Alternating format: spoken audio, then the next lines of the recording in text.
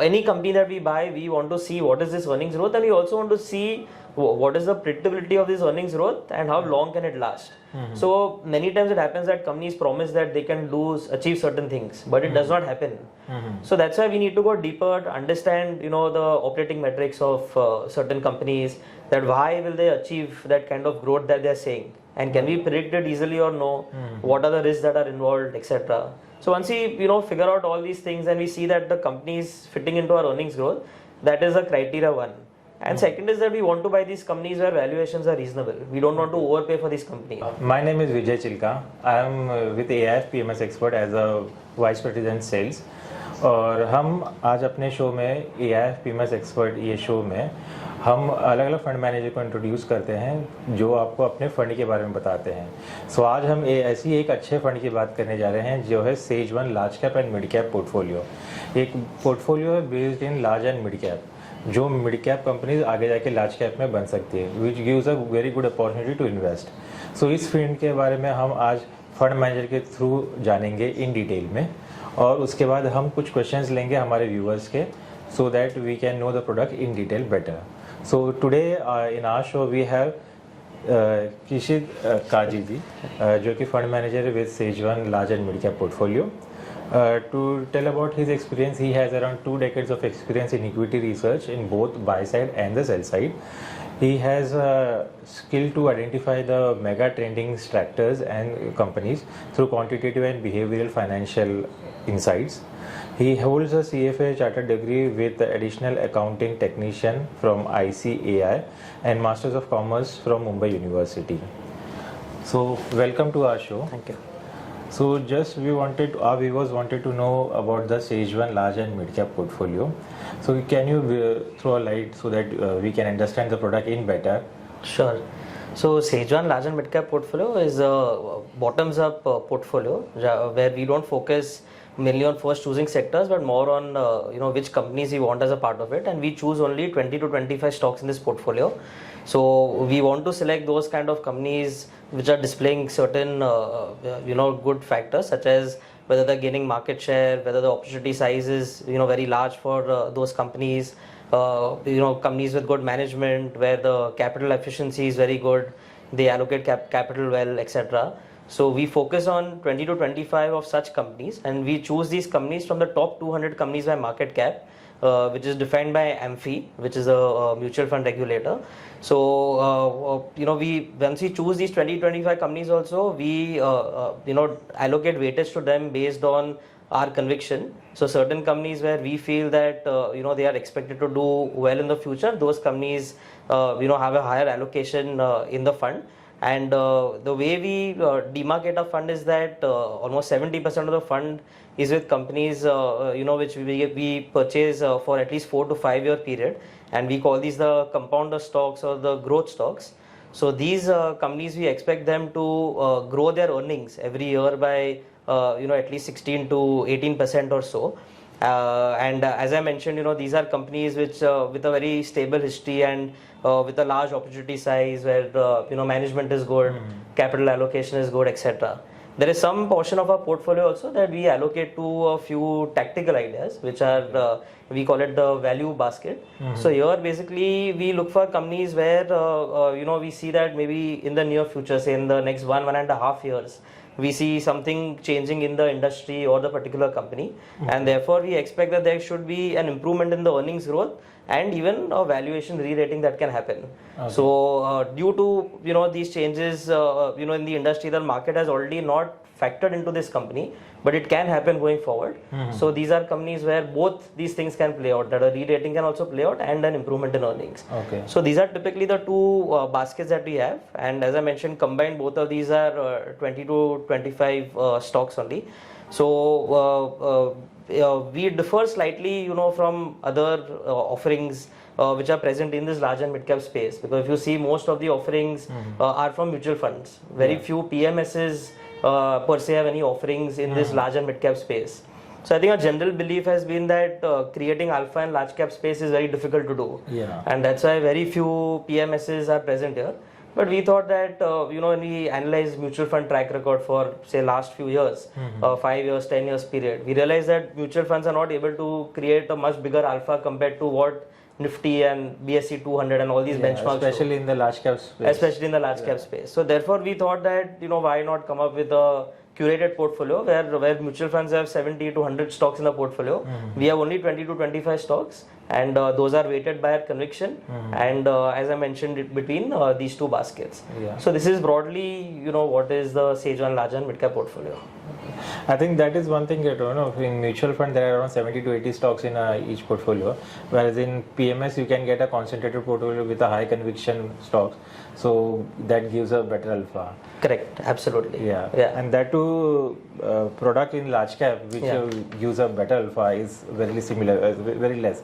Most of the products are basically in mid cap and small cap, but I think large and mid is something which most of the people will need it. Correct. For the greater safety of the capital. Exactly. As well. So I think if you see over long period of time, small cap, mid caps portfolios do tend to give higher returns, but they also tend to be very volatile in nature across short periods of time.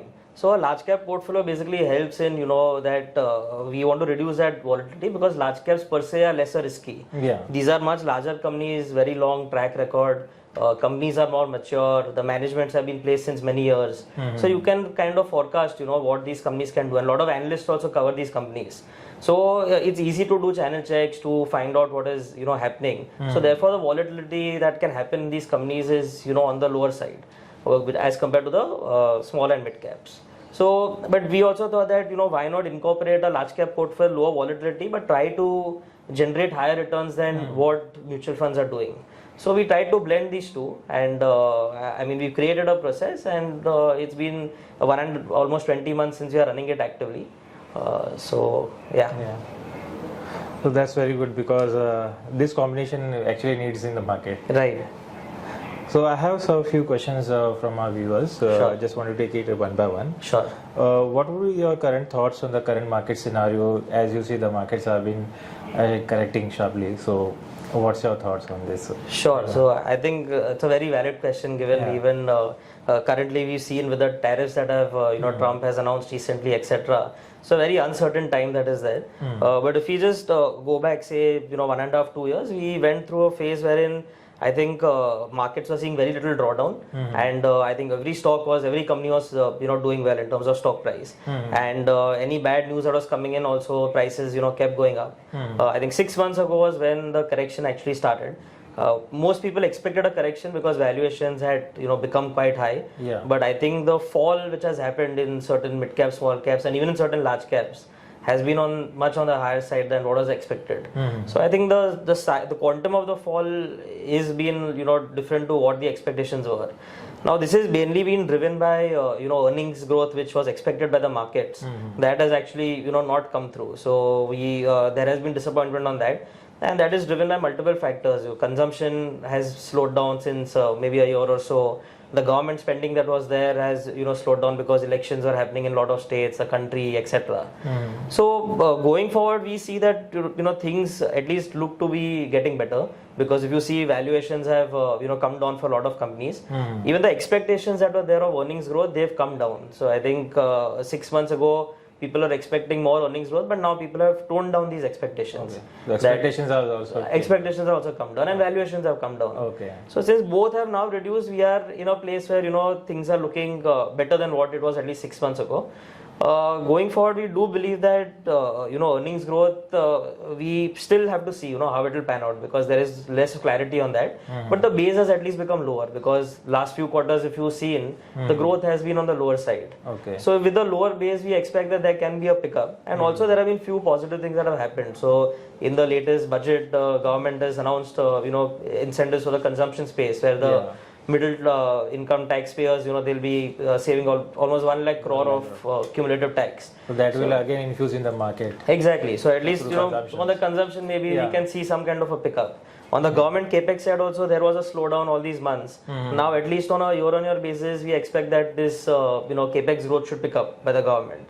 So with a factor of both these happening, things are looking better than what it was 6 months ago. Okay. Having said that, there is of course some global uncertainty, what we've seen with Trump and what has been happening last few days. Yeah. So I think that will continue happening. That is something we cannot really forecast and predict.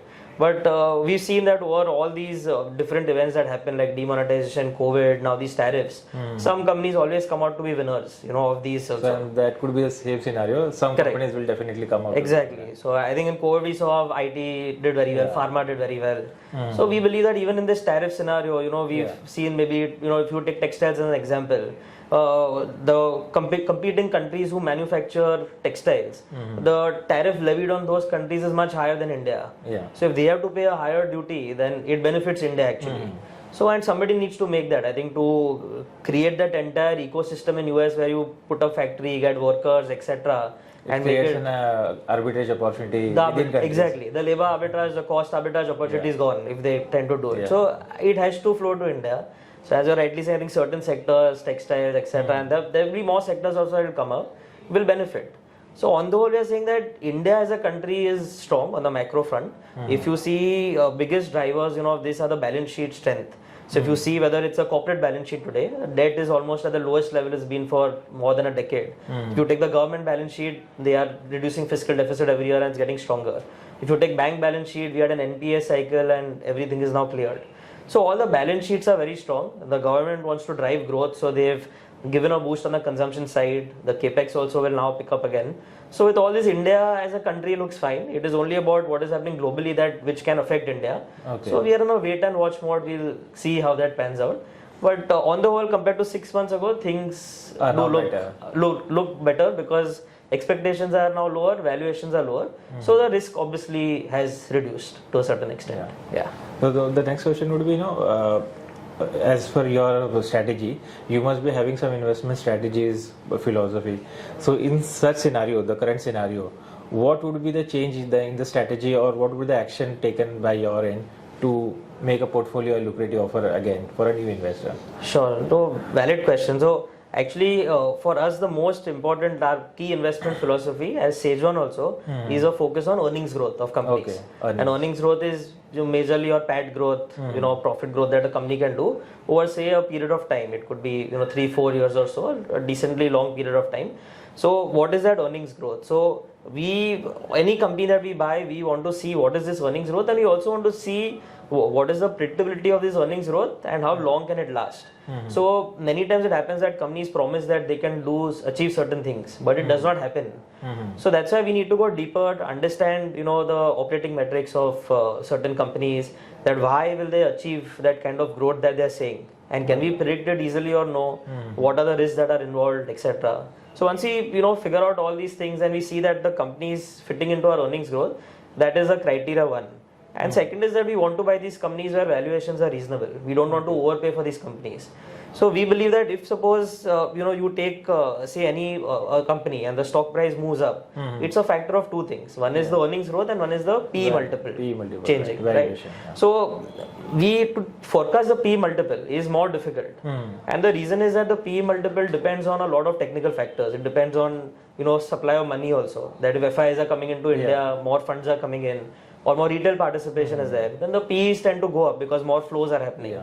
PEs are also driven by sentiments. When everybody is bullish and there is no bad news, people tend to keep on putting money, and that's why the stock goes up. So PE is more difficult to predict because that is driven. Like right now we've seen that there is some bad news and stocks are correcting 8-10%. But earnings may not change that much. But the price depends upon the company's performance. Depends on the company's performance, correct. So predicting the company's performance is a lot more easier because there at least you know that okay, if something goes wrong here, or if the company is aligned to this sector, this is the customer, what can go wrong. But the price to earnings multiple is dependent on economies of so many countries, currencies, interest rates, so many other factors which one cannot predict easily. So therefore, we want to focus more on this earnings growth. I think that is you focus more on earning growth and then deep dive the factors which affects the earning growth. Correct. And the secondary would be the valuation on the PE multiple. Correct. Which is again, as you said, it would be difficult because it depends upon a lot of external factors and the market scenario as well. Absolutely. But the earning growth is a key thing that you focus on. Correct. So to predict that the PE will go up of a company, that is difficult because as I said, it depends on so many things. But to predict that a company's profits can go to this much is more easier. So we focus on this. and then we buy a company whether valuations are reasonable. So when you combine these two things, the risk is very low, because if you even take say 2 years later and the P of that company suppose has come down, the price to earnings multiple, but say if the earnings has gone up, then the stock becomes even cheaper. So we want to focus on that where we can reduce the risk the most, where the earnings growth is there and the chances of P falling are low. So the stock price then has to go up. Definitely. So one of these two things, and also we combine it a lot with behavioral finance and discipline. I think that is also a key component, because if you see that a lot of people will have the same earnings estimates. If you open Bloomberg or you see analyst reports, a lot of people will say that 3 years out this company's profits will be so much, but the perception that you may have, I may have, somebody else may have will be very different on that company. So therefore it's important to go deeper into the company, understand it better, and then also have a discipline saying that I will only buy the company when all the criteria that I have are matched. So when you combine these two, that forms our investment philosophy. And as you asked that right now in these kinds of period where market is so volatile, will we change it? So we don't want to change it. We think this investment philosophy, I think Samit has formulated many years ago, almost when he started off 2012, and it's been very successful for him. And at SageOne, I think all of us follow the same philosophy to invest across all the portfolios. So we don't want to deviate. I think even during down cycles and the market corrects, if the company is growing its profits, then the chances of the stock price falling over a longer period of time are on the lower side. So we tend to stick to the philosophy. We don't want to chase momentum or change philosophy, because then an investor is also there, they get confused on what to expect. So what we communicate and what we say, even during whatever times, you want to keep following that same philosophy.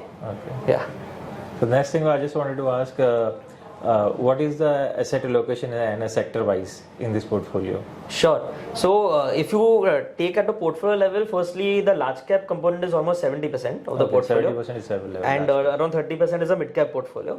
Now of course this can keep changing. It is not something that we've decided that we want to do 70-30. This can even reverse. It is just based on where we find opportunities. So today, because we are finding more opportunities on the large cap side, which are good, which are helping us achieve our objective. So we are, our portfolio is more large cap balanced. And if you see in terms of sectors, as you asked, so right now the biggest weightage in our portfolio is BFSI. That's almost 38% weight. Now the reason again for this is that we don't want to be sectorally, as we said, we are a bottoms up stock picker. We are not top down, wherein we say that we want to select a certain sector and have a weight to it. So we select companies which we like. And then the weight which happens on the sector is an outcome of that. So because I think the market was up and we are finding more opportunities in BFSI, there were more companies of BFSI in the portfolio. And that's why the weight became 38%. And if you see when the fall has also happened recently, because BFSI, the valuations are also reasonable and there was some growth and the predictability was there, those stocks have corrected the least. So it has actually helped us, in terms of the philosophy also, and in terms of this, that if you maintain the balance, if you stick to the philosophy. So what would be the lowest sector allocation? So we have allocation to capital goods, we have allocation to real estate. All this will be maybe 3-4% or so. So it won't be on the higher side. Maybe power would be around 4.5-5% or so. Big baskets would be banking, consumer, auto. They would be the biggest. But I think even in terms of, if you see Nifty composition or others also, these sectors generally, at least banking, consumer, occupy a big percentage. But we typically don't want to map ourselves to any index. Our sector, it can change completely tomorrow. If we find more ideas in say auto or in power. Market scenario changes, the sector allocation may differ. Will completely change. I mean power from 4% can go to 10-15% if we find companies there with good earnings growth and where valuations are reasonable. So it can change. So it's not something. The main focus is on the earning growth. Absolutely, and at buying at reasonable valuation. That's right. That is the main focus. So, what's your learning managing this portfolio? Key learning. Can you just share your learnings? Sure, definitely. So I think we started this portfolio managing with client money in August 2023. So it's been roughly around 20 months or so. And I think the first 1 year, if the stock surge is going up, there was no drawdown that happened only. And of course, when the market tends to go up, the learnings that you get are much lower because everything is going up, so you don't know where you made a mistake. So it's in these last 6 months where the correction has happened that you actually come to know, where the mistakes are being made. So mistakes can be of two types. One type is that where you miss out on a stock completely. So that has definitely happened with us. So there are a few companies maybe from the EMS space that we missed out, or even the auto space, etc. where while analyzing etc., you may feel that that company may not do so well, but it was very expensive, so you didn't buy it. But it turns out to do well, or in hindsight, the valuations look much cheaper that you could have bought it even back then. Right. So that can happen. So that is one learning, wherein the companies that you miss out on, you feel that you will try to understand that why did you miss out on those companies. And the other is, as we said, we allocate a lot of, weightage to companies where we are convinced about their earnings growth potential.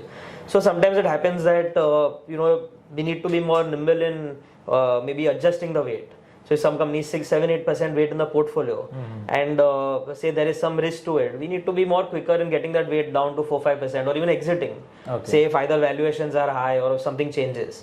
So I think in most of our stocks, I don't think from a thesis anything particularly changed, but some stocks the valuation was on the higher side.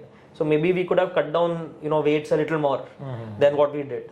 So I would say that is another learning. I would say that in the stock market field, I think every day is a learning. New learning. Yeah, even in bull market, bear market, I think every day we are learning. But I think these are the two main areas that which stocks are we missing out on and which stocks did we not rebalance well. So if you similar situation, you can make it a better choice.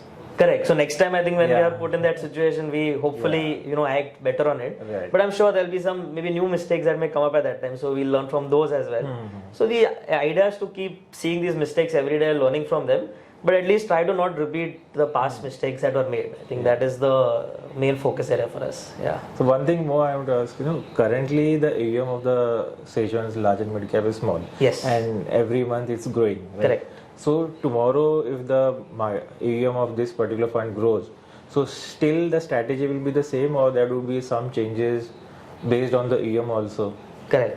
Sure. So I think what typically happens is that when fund sizes are small, the people try to take more advantage of, because it's easy to trade in, trade out of companies because you're buying very small quantities.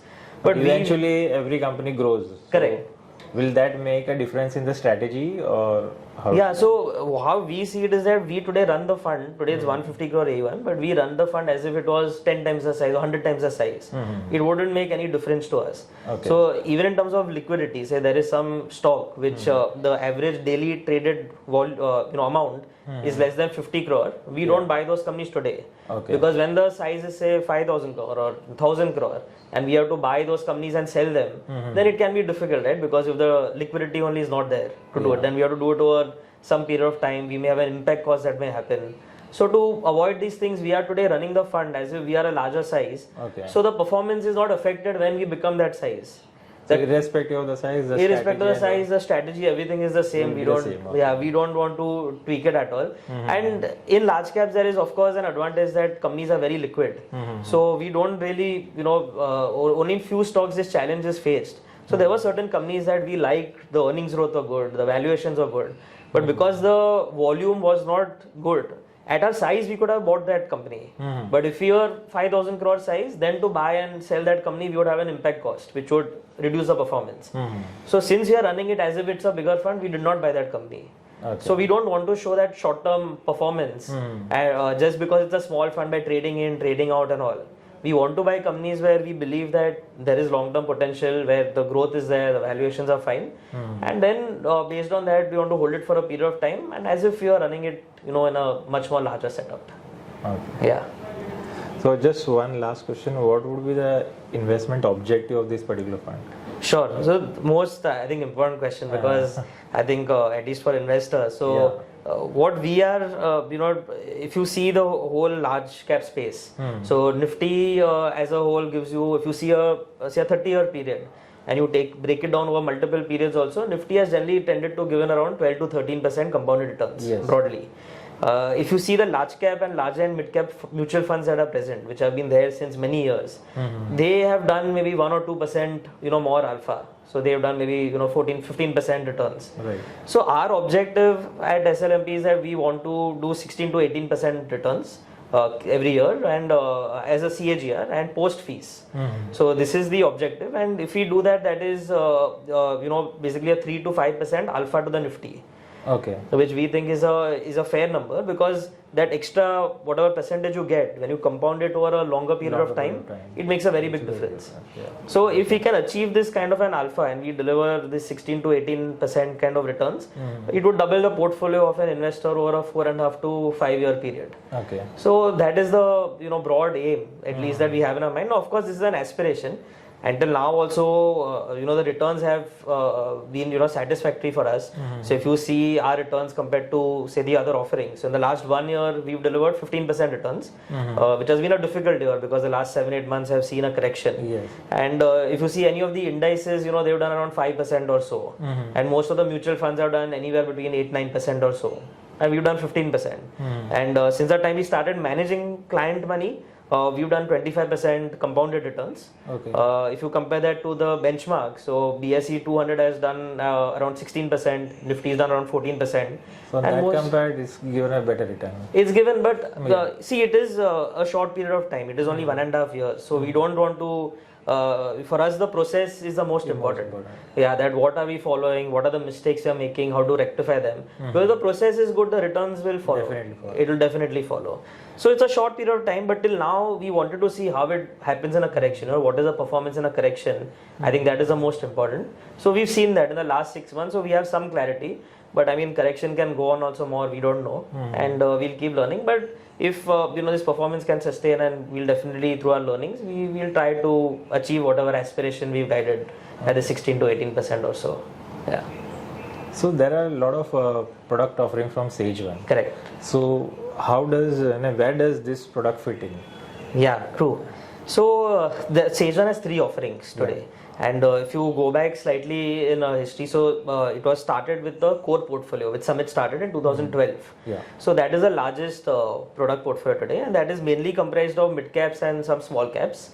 Okay. And there the target returns are roughly around 20% plus, compounded returns over a 3-4 year period.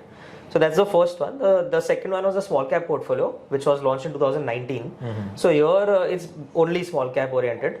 And here the targeted returns are 22 to 24% or so. So it's on the higher side compared to the core. And this is a large cap portfolio. So as we know that large caps as a segment, only the returns tend to be lower and volatility is lower. So here we are targeting roughly 16 to 18% returns, as I mentioned. So there are 3 distinct categories. One is the large cap, then mid and some small cap, and then there's small cap. That is how it is structured.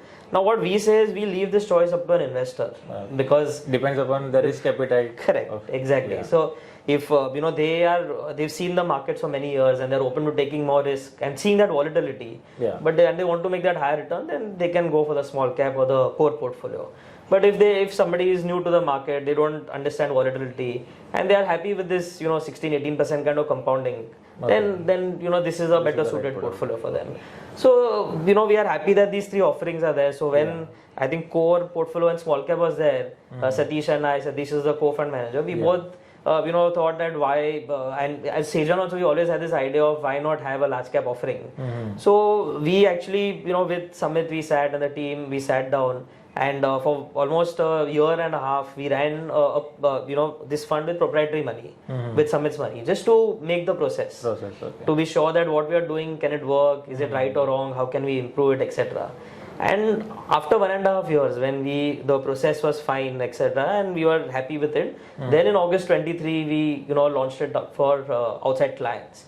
So this is how it's been, and we just feel that giving investors this different option also, and being present in a space where there is no practically very few PMSs that are there in this space. Yeah, especially in large and mid. Especially in large and mid. Exactly. So being present there and offering a product which can give a higher alpha, and to complete the have offerings of SageOne in different categories, we thought. I think the people who is the first time investor in a PMS as a product, I think this would be the right product for them, right? Absolutely, correct. Because they are not very keen on the high volatility products, like a mid cap and a small cap one. Correct. So this would be the better fit for the new investors in PMS. Correct, absolutely, you're right. And therefore, even the entry corpus that we keep, so only 50 lakh what is mandated by SEBI, that is the entry corpus. But if you see the same corpus for our other products, SCPI, we need a 2 crore minimum corpus from a client. Okay. But here we've kept it lesser because we want those first time investors or people going to mutual funds to come here, because it's a different product.